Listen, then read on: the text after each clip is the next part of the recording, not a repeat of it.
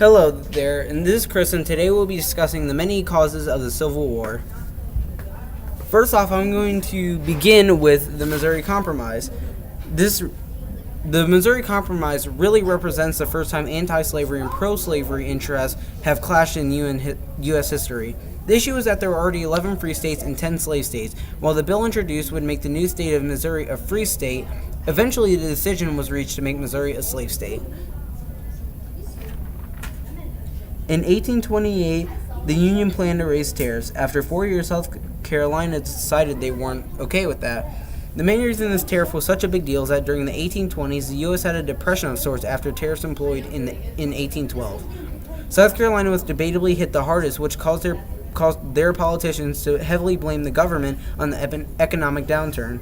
President John Quincy Adams was going to launch an attack against South Carolina until the compromise tariff of 1833 was proposed. South Carolina ended up liking the terms and agreed.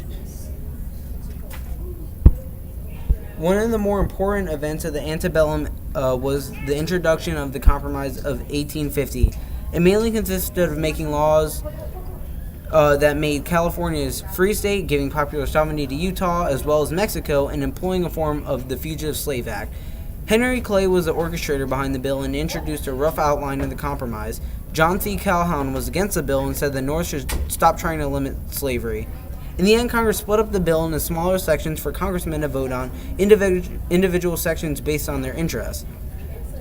This avoided some conflict for a short period of time.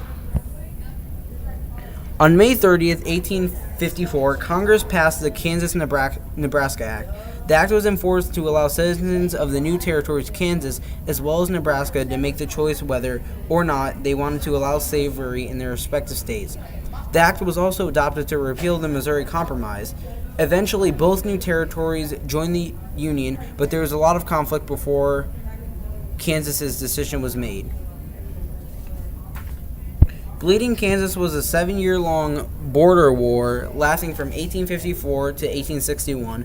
The war was made up of many violent political confrontations involving pro-slavers and free-staters. The war started when Kansas status was left up to popular sovereignty, so a bunch of pro-slavers and free-staters flooded into Kansas trying to influence whether or not it was becoming a free or slave state.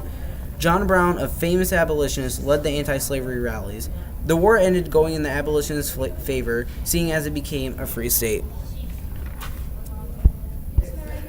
The Dred Scott case had a huge impact on the road to Civil War, considering the fact that it blew the Union and Confederacy tensions through the roof. The whole case started when Dred Scott's owner moved to a free state with Scott.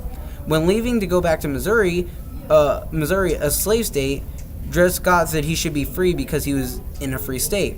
Scott proceeded to file a lawsuit to court, and the ruling was in his favor.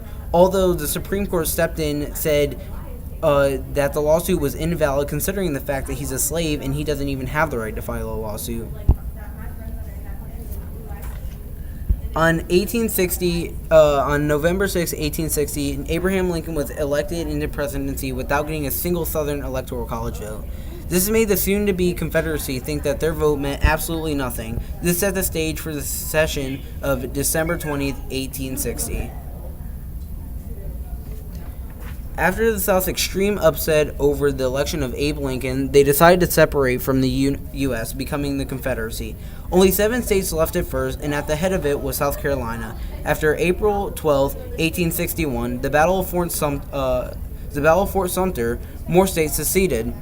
These states included Virginia, Arkansas, Tennessee, and North Carolina. The creation of the Union was the final event that caused the Civil War.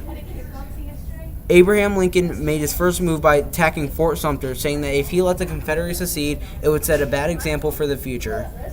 Well, that's it. Now you know 8 very important events that caused the American Civil War. Thank you for watching.